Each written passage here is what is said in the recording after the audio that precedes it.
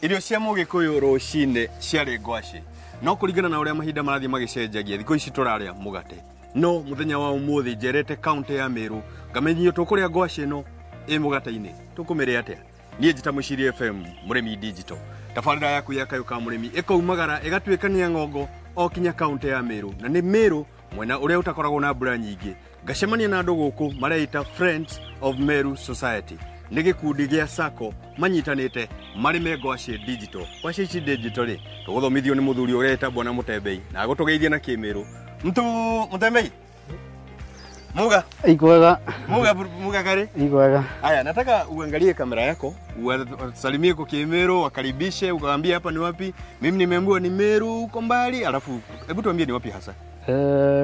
Alimponde mugeni. Aja ni Meru, saindi ya Tigania East. Wandi ya Adhiru Rujine. Adhiru Rujine. Adhiru Rujine. Huko ni mbali? Nimetembea. Huku ni mbali kiasi. Nimesafiri. Kutoka Maua ni mbali. Na sasa kutoka Maua. Yeah. Na kutoka Maua mpaka Meru ni mbali. Ni mbali. Kutoka Meru mpaka Nairobi ni mbali. Yeah. Nimesafiri kweli. Kile ambacho kimenileta hapa, nimeambiwa kwamba wewe unalima viazi vitamu.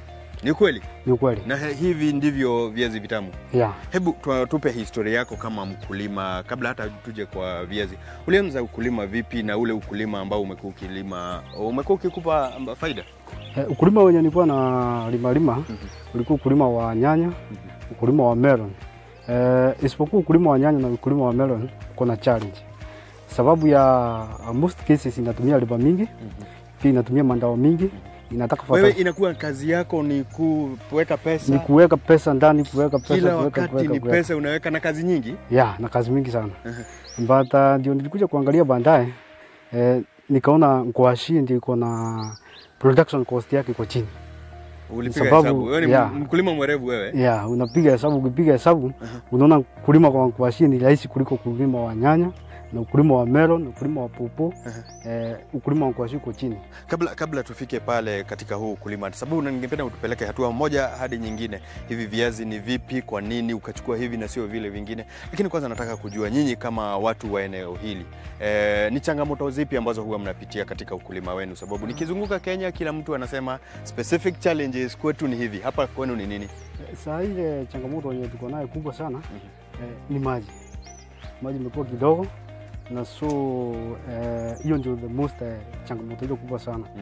Hizi zingine mvua hanyeshi hapa na ni Meru bwana. Mvua huku sio kama ile sendi ya juu ya Meru. Huku ni huku hakuna majani chai, huku hakuna kahawa. Huku hakuna kahawa, hakuna hizo. Huku hata miraa hapana. Huku hata miraa ukipanda miraa itabidi utegemee maji pia. Huo sasa ndio ukulima wa kisasa. Ukulima unapiga hesabu, sio tu kungoja ati ile unalalamika kama wengine. Unatoka pale kwa kulalamika, unaenda pa kusema utaadapt kwa ile iko na itakufaidi. Unaadapt ile sisi ile nini ile method ndio iko sawa hiyo. Ni ile kidogo nitakupa na situation yenyewe. Wewe nikiarifiwa ni mkulima ambaye umeweza kutembea. Sijui unapotembea yale maeneo mengine, ni ujuzi gani ambao umeweza kucollect kama mtu ambaye ana ushupavu, ni mtu ambaye anataka kuenda hatua nyingine. Ni mambo gani ambayo umeweza kusema hapa naona ni kama tick nitajaribu kwangu? Ungenipatembea kwa wakulima wengine, tuseme hata ile zingine nje ya Meru, utapata kuna wakulima mingi kulingana na ile vyenye iko.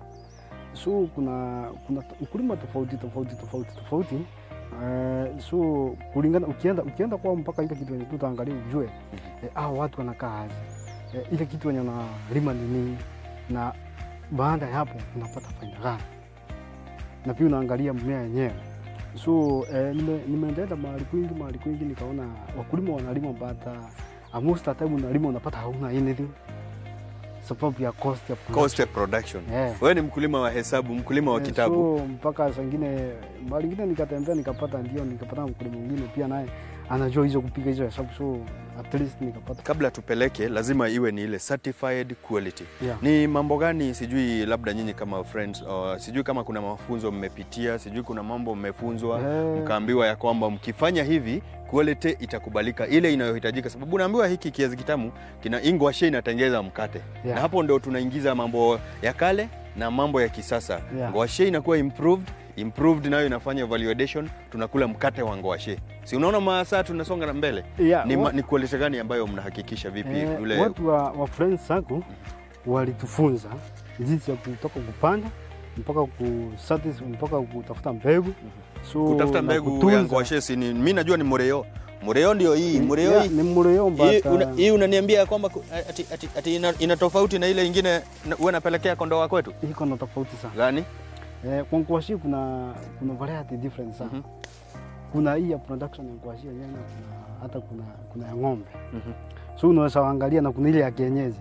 So sasa hivi unaenda kulima mpaka uangalie ngwashe yenye inatakikana kwa market, ni kitu moja. Pia mpaka uangalie ngwashe yenye produce wewe mwenyewe utapata kitu. Sababu hapa ni pesa zimekuweka. Sio tu ufurahishe ati. Unajua hapa tuko kwa biashara. Tuko kwa biashara. Na ndio maana ukaacha nyanya, na hatusemi kila mtu aache nyanya. Hatusemi kila mtu aache melon. Lakini piga hesabu ujue ni nini itakufaa. Hasa kwa maeneo kama haya yaliyo na ukame kidogo, tuseme ni semi arid. Hii ngwashe umecertify ya kwamba hii italeta faida kwa mkulima. Italeta faida kwa mkulima. Na hii faida inatokana na kutoka shambani. Nataka utuanzishe pale shamba tunatayarisha vipi? Sababu mtu akisikia ati haitaki kazi nyingi, anasema basi kumbe ni ya kuachilia tu. Hauachilii pekee. Shamba kwanza tunaingiza tingatinga. Inalima kawaida tingatinga kulima. Alafu baadaye ambayo inaingia kule mchanga, inaingia chini ina tani ile mchanga vizuri. Alafu kutoka hapo unakuja unaunda vitu vinaitwa ranges. Sisi tunaundanga kulingana na ile system ya tunatumia maji. Kuna ranges, kuna ile ya juu na nyingine ya chini. Sisi tunatumia ya chini sababu ile maji tunatumia maji ya faru. Mbona Mutembei? Kitu ambacho nimezunguka Kenya yote nikasikia wakulima wa ngano wanalalamika. Haitoshi. Wakulima wa mahindi wanalalamika. Nikizunguka nasikia kwamba serikali inataka kuleta mikakati ya kuongeza sijui ni afya ama ni nini? Kuongeza tuseme ni lishe bora. Tunaangalia vile tutakavyoweza kuongeza ile unga yetu tunapata. Hii ni project moja ambayo labda haijakubalika. Message yako ni ipi kwa county government, kwa national government, kwa wale watu wengine ambao wanatutazama hivi leo? Message yangu kwa tuseme the whole Kenyans, hii ni kitu yenye iko na madini inafaa kwa mwili ya mtu, na pia iko affordable. Haitaki mambo mingi. So the farmers ni all the Kenya to support kutoka kwa government, kutoka kwa the county, watu wote wafunzwe jinsi ya kulima na kufanya hizo stori zingine zote, so that you can be able to satisfy the requirement. Nyinyi wewe labda unasema hivyo sababu mmeweza kushikana kama kikundi. Kuna watu ambao hawajaweza kushikana. Vile vile nimesikia kwamba National Drought Management Authority mko nao, lakini kwingine hawajasikika, ilhali mvua haitoshi. Sijui ujumbe wao ni upi kwao. Vile vile wakafika kule kwetu ni Kieni. Hawajafika, sijawasikia. Kwa hiyo ile kitu niliwaambia, ile kitu kwanza tu ni ile kwenda kuunda group. Na alafu sasa tuseme wakulima wahamasishwe, wasomeshwe, sababu bisa kataa kufunza watu watajua maana hiyo kitu. So kwanza ni kufunza wakulima waelewe jinsi, alafu watafutiwe soko na watu waendelee kulima. Wewe kama mkulima shupavu, na katika kipindi chetu Kayuka Muremi huwa tunawaambia kulima tu sio kulishika jembe. Na huu ni ujumbe ambao tunazunguka Kenya mzima. Sijui wewe unaelewa vipi tunapomaanisha utachukua hatua, ulishike jembe lako, uende ukafanye kitu ambacho unakitaka. Wewe wafanya vile ama unalishika tu lile jembe ambalo umelikuta? Jembe kwanza nashika. Pia naingia mpaka nikiwa shamba. Ndio sasa nitoa ile kitu yenye nafaa kutoa. Lakini lazima upige hesabu. Mpaka nipige hesabu. Kwanza nakaa chini na kalamu nipige hesabu, nijue ya kwamba baada vile naenda kulima kuna kitu nitapata. Jembe unashika uende ukafanye nini nalo? Hiyo jembe nikianza kuenda kulima nini nitapata. Sababu sasa kama unaenda kulima na hakuna kitu yenye unafuata, unapata hapo kutoka hapo, so hakuna kitu yenye unafanya. So sasa hii ni yenye sasa imenipea kazi. Nikishindwa kulima nipate kitu, watu wangu watakula nini? Hii ndio kazi kwako. Hii ndio kazi kwangu. Hii kazi ili ikaweze kukupa furaha ulio nayo, lazima uvune. Sijui tunavuna nini? Tunavuna nini tunavuna lini? Unachukua muda gani? Kutunza tushasema utaitunza vizuri. Ukishatunza vile matunda yako si ni mazao.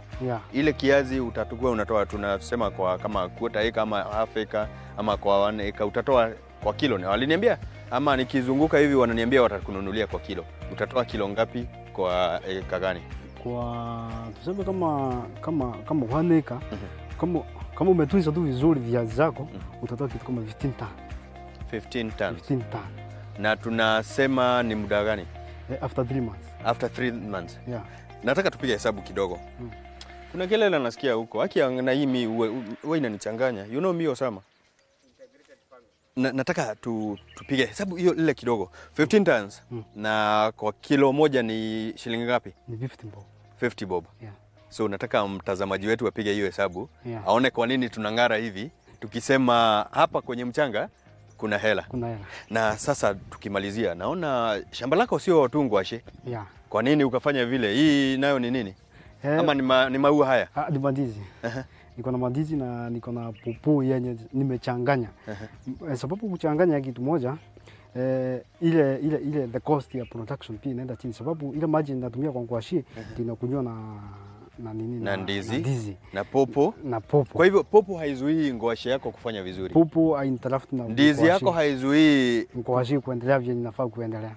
Ukulima wa hesabu. Ukulima wa hesabu. Nataka sasa tumwage mtazamaji ili kwanza tutafute ngwashe ile utanipikia. Nitakula hapa. Kisha hiyo ngwashe tutabeba mpaka kwenye factory. Naambiwa kule wananingoja ili watufunze sasa vile hii ngwashe itakavyokuwa inatengezwa, inakuwa mkate. Lakini kwa sasa nataka uambie umwage mtazamaji ile kamera yako na kwa lugha yako na umwambie hapa ni wapi na akitaka mafunzo zaidi atakupata vipi. Kamera yako ni ile. Sijakuelewa. Nataka sasa umwage mtazamaji kwa lugha yako, yani umsalimie wale ambao wanakutazama. Okay, alimi bonde ba Meru na Kenya yonde mugeni. Unbita wa Mutembei ndi murimi. Mono ndi ma sweet potato, babai, marigo